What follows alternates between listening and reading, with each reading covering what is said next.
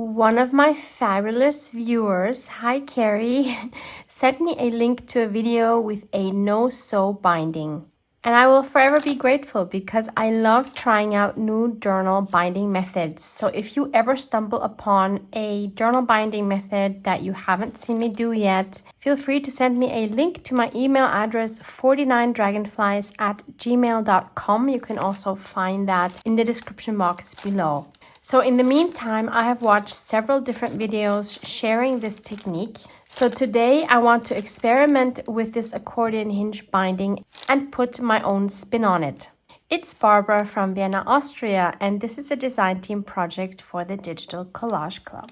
Now, as usual, I have not made a prototype. I have not experimented with this binding at all. So we can witness the successes and struggles of this type of binding. And so you don't have to make the same mistakes I'm making. You can totally come up with your own.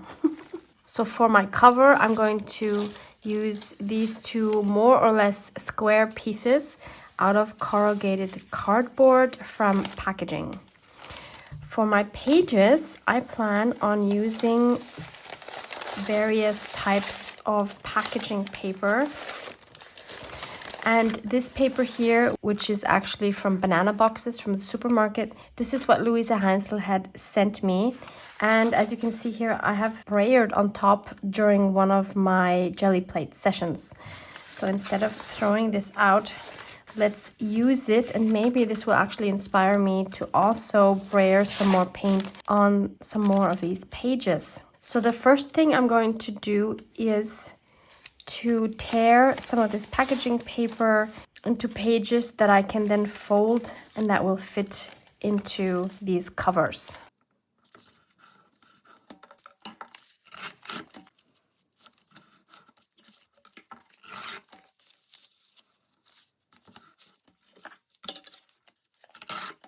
We see some sewing here where Louisa attached two of these papers together, and I could either just cut this flap off, but I'm actually just going to glue this down, and this will just strengthen my pages.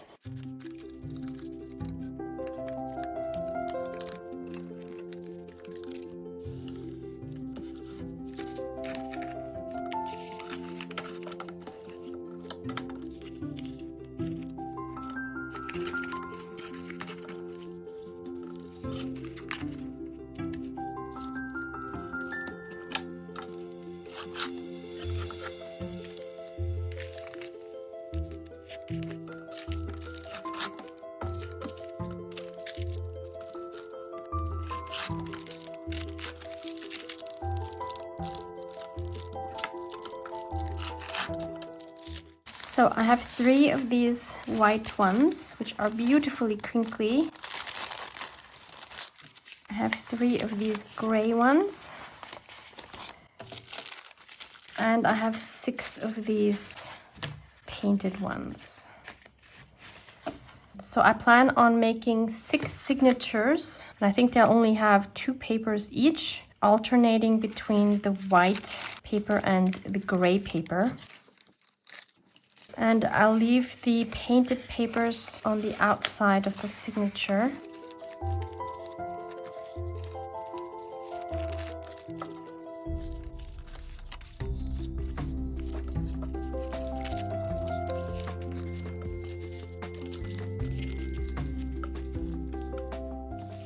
Since this is a design team project for the Digital Collage Club, let me introduce this exclusive membership-based website, which offers a vast collection of royalty-free digital craft supplies, as well as a bunch of tutorials. When you sign up for either a yearly or a lifetime membership, you gain instant access to a treasure trove of unique images and resources. Each week, new images are added, providing you with fresh inspiration. The best part is you can even sell the craft items you create using these images. So there's 2 kinds of memberships available. You can choose between a 1-year membership or a lifetime membership. With the lifetime option, you pay once and gain unlimited access to all the images and tutorials for a lifetime. In the video description box below, you'll find discount codes for both membership types. I want to mention that if you use these links and codes, I receive a commission, which greatly supports my small creative business.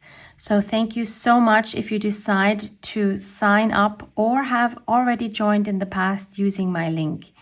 And just as a reminder, to receive the discount, be sure to use the provided links below this video. Thank you so much for considering the Digital Collage Club and supporting my creative journey. I have printed out this vintage invoice paper pack. These are square in format, and I have already torn all around the edges. I love these. I have used them in previous projects.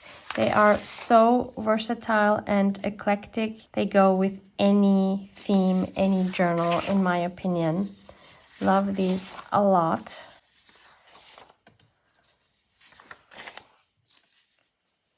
I think there's 8 pages in total, and I want to tear some of these down because you can use any parts of these. You don't have to use the whole page.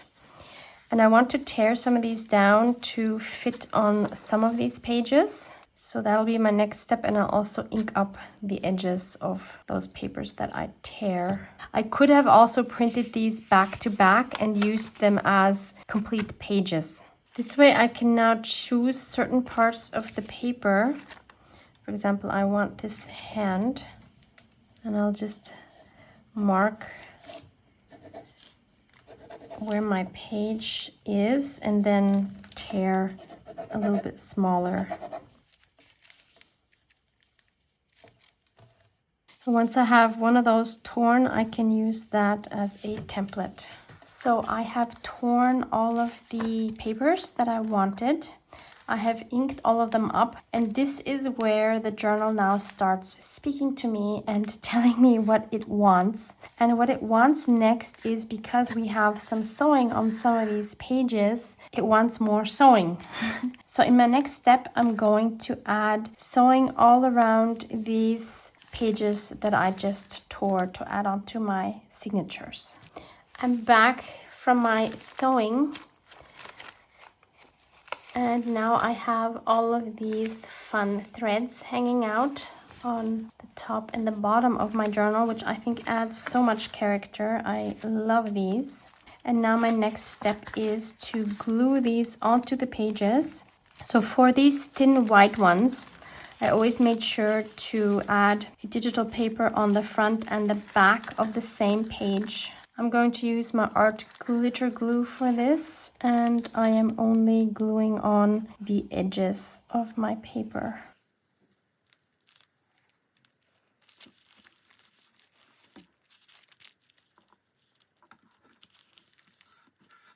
I think a glue stick might also work fairly well for this.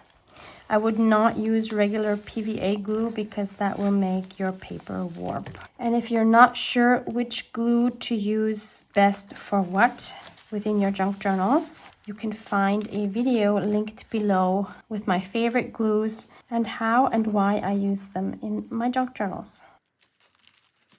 And I also have a whole playlist linked below for you with videos that I think are very useful for junk journal beginners. Last one. And now I see all these paper scraps left over on my desk, and I'm thinking, why not use some of these to add some more interest to some of the other pages. For example, these gray ones. Tear a few pieces, ink around them, and glue them down. And I want to do this more intuitively. As I'm saying that, I'm changing the position like 10 times. Okay, I should change that too. I wish I could do this more intuitively.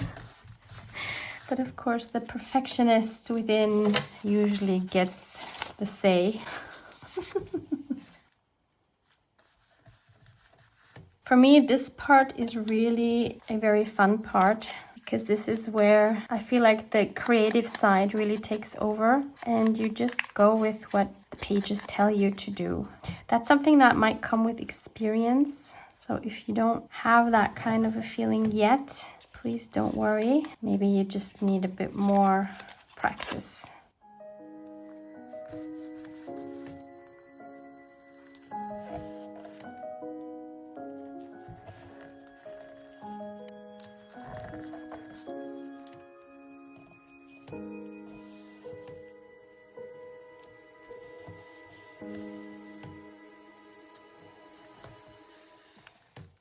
It's so crooked. We're going to do our best to look past that. So once I'm done with that, the next thing I want to do is neutralize everything a little bit. That sounds pretty bad. Sounds like I'm wiping something out. Well, I kind of am, I guess, because I want to add some white gesso. This is very cheap white gesso from Action. And I'm going to do this with a brayer. If you don't have a brayer, you can, of course, use like a kind of a credit card type thing, or just use a paintbrush, or even your fingers. So I'll add some gesso here on some packaging paper.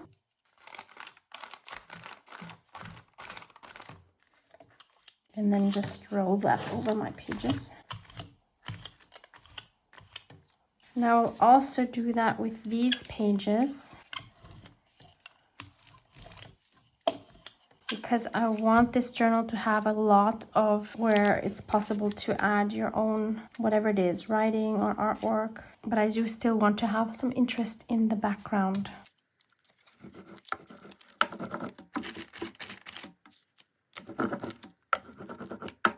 I kind of forgot that that was still wet. It's totally fine, actually. I like this better anyway. So I'll dry these before I go on. Or actually, I don't even need to, because apparently it's fine.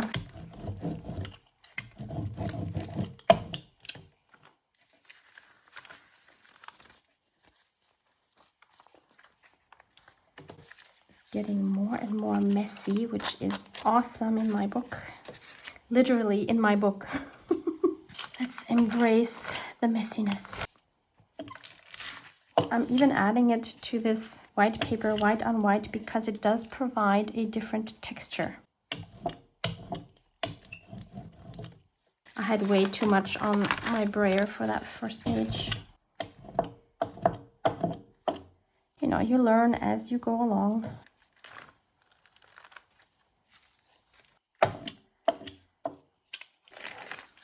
So I will continue doing this for all of my 6 signatures.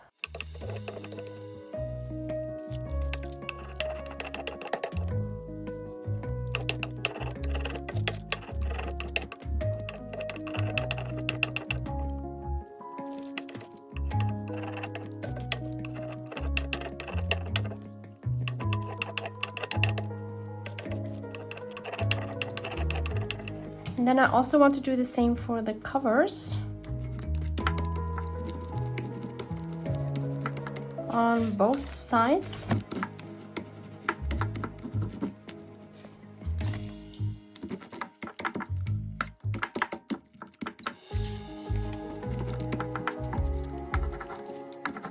So now it's time to add our focal points. I printed these vintage Floral Coasters, which is one of the very newest kits that Tina added to her site. I think they're absolutely gorgeous. And there's plenty of them. I believe there's 6 pages, 4 coasters on each page, which gives us 24 beautiful floral coasters. I've already inked these 2 up because these are the ones I want to use for my cover. So one will go on the front and one will go on the back. I'm just thinking now for the front whether I want to tear it. Let's do it. Let's be brave. Worst case, I will pick a new focal point, although I really, really love this one on the front. It's gorgeous as it is as well. I would love to show a little more of this very organic looking cover though. Let's do it. Oh my goodness, I'm actually doing it. This is not easy. it better or worse? Let's ink it up. Oh, I have an idea. I might end up covering it up again anyway, but I just had an idea. Look, how about we take this piece of sheer lace? That way it won't be so naked underneath, but at the same time we can see the cardboard underneath. What do we think about that? I think I need to cut this down. And then we could add some buttons. I have this beautiful vintage button card here with fabric buttons, which I found in the Netherlands. So let's tear these off.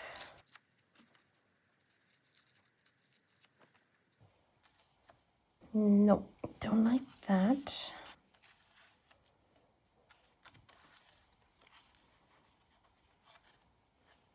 I like this a lot, so I'm just going to glue everything down.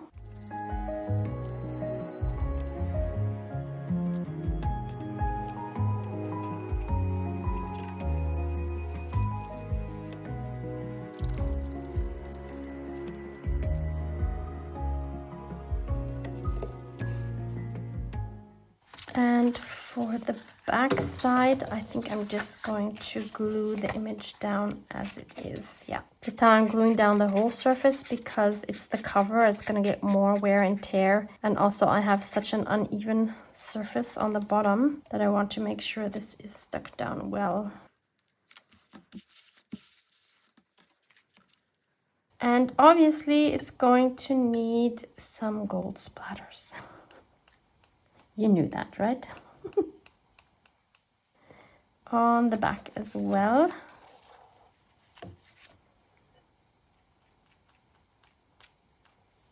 So next we need to figure out the binding. So this is the interesting part that we need to figure out together. I have cut myself a strip of a regular paper bag. This is going to be my base. And I've cut this 5 centimeters or 2 inches. You need to go with what you think will look good for your journal. I think 2 smaller ones would also look really cute. I'm just thinking about the stability. 2 are going to make this a lot more stable than 1. I'll do 2 of these. I just think it's going to make this more stable.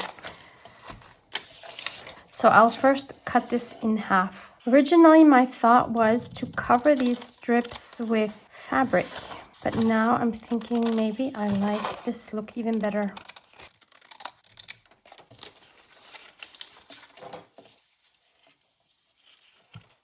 I'll place them on top of each other because I need them to have the same folds.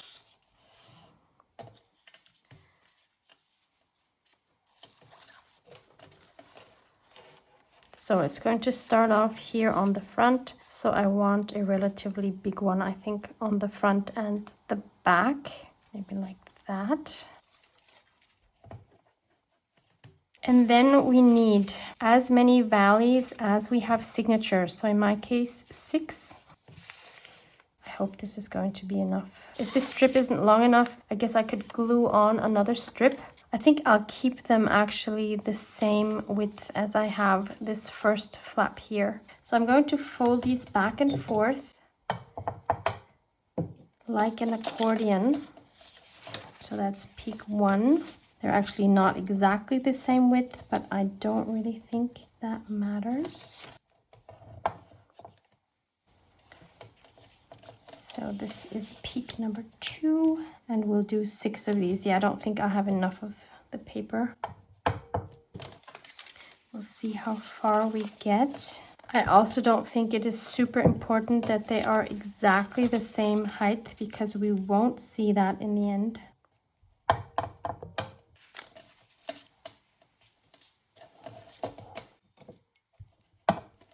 Okay, so what do we have? This is the beginning. We have 1, 2, 3. No, so we need to add 2 more paper strips to make this longer. So once I've cut those, I'm going to cut this down a little bit because these ends are a little bit thicker than the rest. So we'll add some glue here and here. and just make these longer.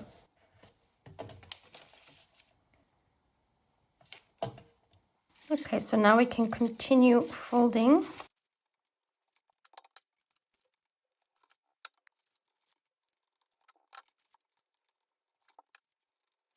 Okay, let's count again because I was not counting. So this is the end. We have 1, 2, 3, 4, 5, 6 peaks.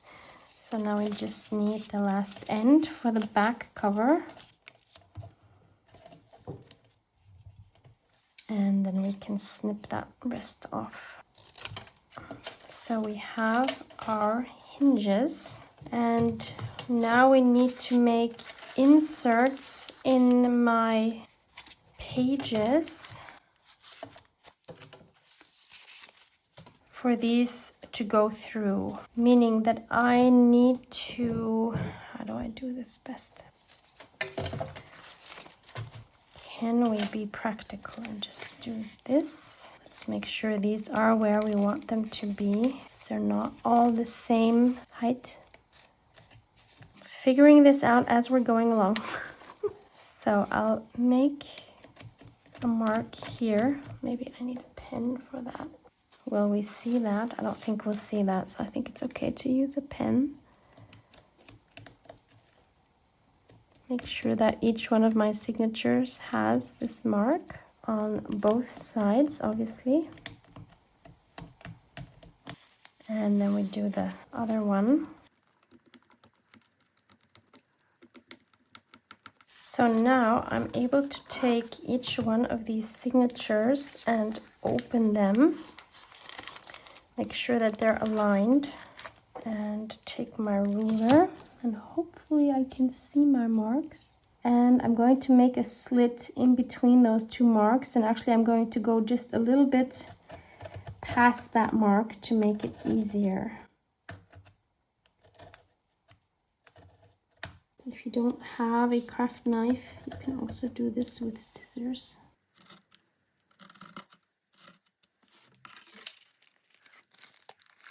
Okay, so I have these two holes now, and I will do the same for all of my signatures. So once we have all of those spines cut, we come to the very interesting part of putting these paper bag strips through the slits like that. And then our second one. Oh, see, that was wrong already. Not take this one because we need to start. Wait, let's think about this. So this part goes on the cover. So this part here needs to go through the first signature, and just make sure they are upright, not upside down. Okay, so this goes through here, and we do the same thing with the second strip. Okay, and then we just move. Did I do this wrong? I did this wrong. Wait, what? Did this completely wrong. First of all, I have one end pointing up and one end pointing down. That's not gonna work, Barbara. But also, what is wrong here? Yeah, this needs to be folded the other way, actually. That's why I'm confused. Because now, maybe it's better to do one strip and then do the other strip. So this one is correct. Then this one needs to go in the second signature. So second mountain goes into second signature. Yeah, now this is right. So I just need to refold all of these. And we have the third mountain going into this third signature.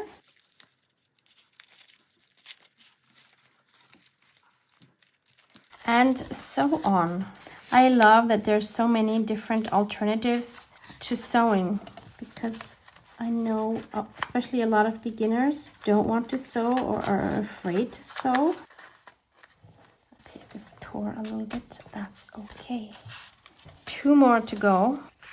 I don't know that this is less work than sewing them in. I actually think it's more work, but it's a lot of fun to try different versions of bindings.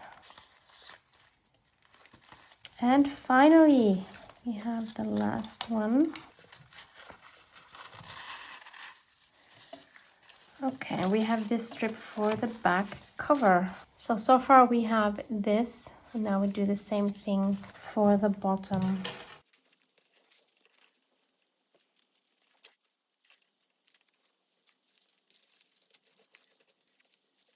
Definitely easier to do one bigger one in the middle than to fiddle around with these like I am now.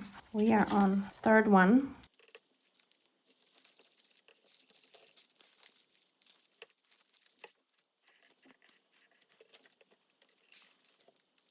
Number 4. This is not easy. Do one strip. I think that should be a lot easier, because now I'm afraid that the top one is gonna fall apart while I do the bottom one. We got this.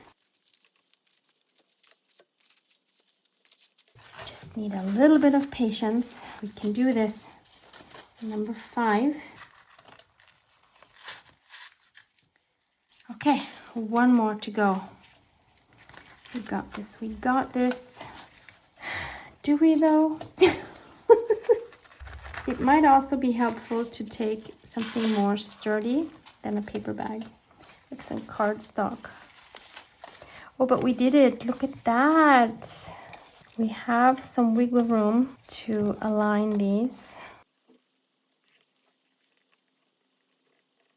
Okay, I think this is pretty much the best I got. So do we do the covers first or the insides? No, I think we do the covers next. So now the covers need to be glued onto these first pieces.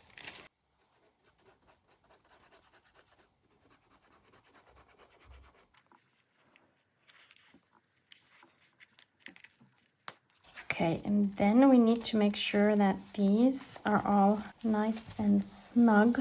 Thinking one option would actually be to just glue them down on a page. I wouldn't do it to this one because it's so thin, but if you had a thicker page, you could just glue these down and glue something over it. But in our case, we're going to glue these beautiful floral coasters in between our journal pages. So we'll glue one on one side and then take another one for the other side, and that way those will be completely covered. Oh, these are not exactly the same size. No. Okay, I need to find 2 that are similar size. They should all be the same, but of course I didn't cut them super precisely, but now they do need to be precise, so I'll cut this one down. But of course, the cool thing about this binding is until you actually put something over this, you can keep adding pages on top. So what you could do is take a paper strip. I only have this one, but I would take something more sturdy and put it in here. And I would take one that has almost the same width as your piece here. And then you can just stick that in there to make sure that your pages don't fall apart while you're still working in it. So imagine this is the full width. Then your pages would stay in place, but you could always remove this to add more pages. And once you have all the pages you want, you can then just either glue them down or glue something over it. Make that middle piece into a pocket. There's lots of alternatives. How does this go? Let's do it this way. So I'm ready to close these. I'm not going to add any more pages. So I'll just put glue on these. Center my first piece. And then I'll add glue all the way around, since I'm not making this into a pocket. And then glue that on top. So now we have this beautiful piece in our signature, and the signature won't be able to fall apart. So I will continue doing that throughout the journal. Always making sure that these line up well. Just make sure these are all the way in as far as they can go.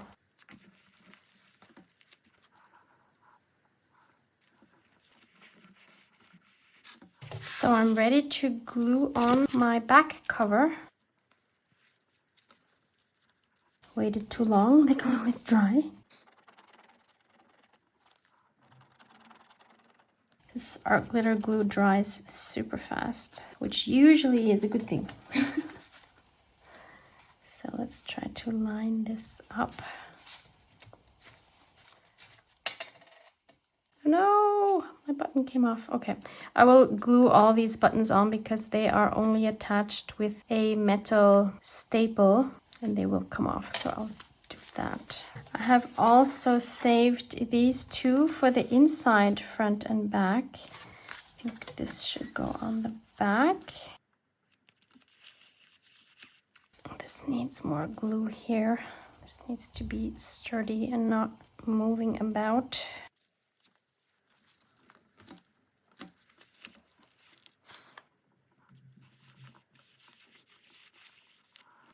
And I still have some of these leftovers, and I'm thinking they would be fun to make pockets out of. Let's continue with our organic look.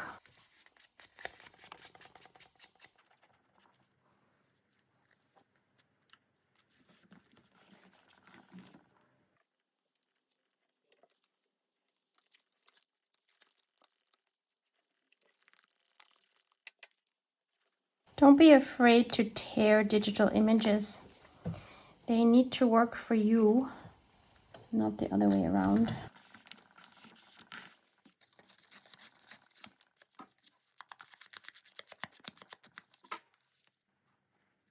This one will be a tuck spot.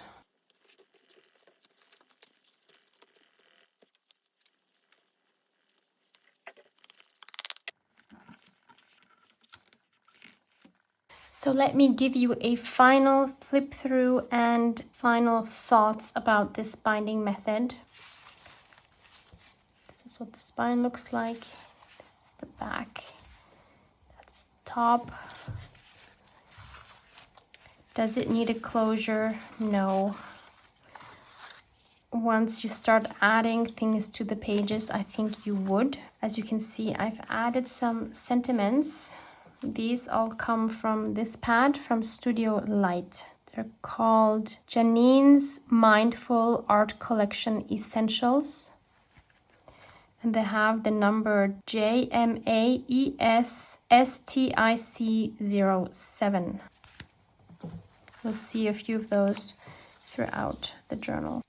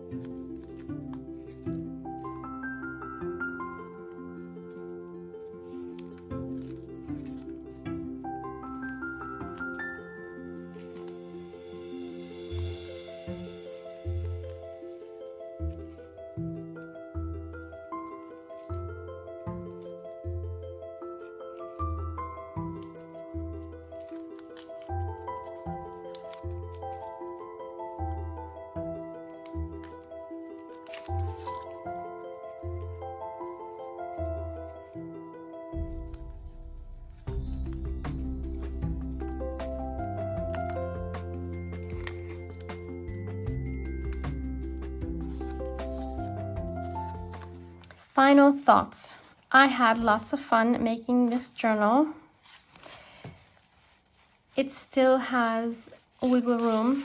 I think it would have had even more if I would have only added one strip here in the middle. So if that bothers you, this is not the right binding for you. You could, of course, stabilize it easily by adding another strip of cardstock onto the spine and gluing it on the front and the back. That would help a great deal.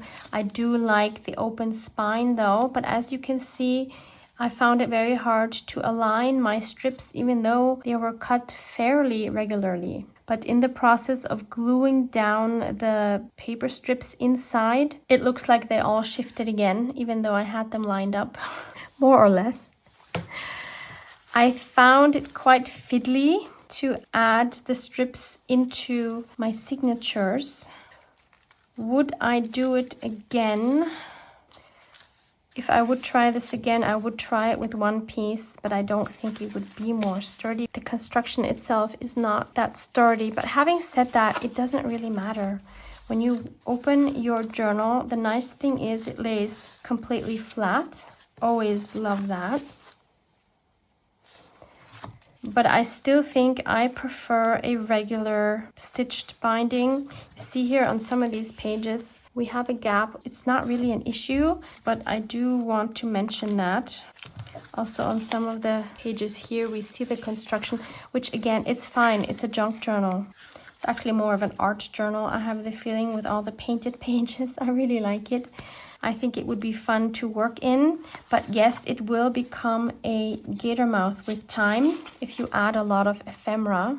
Overall, I think it was a super fun project. Thank you again, Carrie, for sending me this binding method. Let me know if you have experiences with this kind of binding method. Let me know if you're intrigued to try it out. And send me any videos you might have with bindings that you think I should try. Love you guys. Mwah, mwah.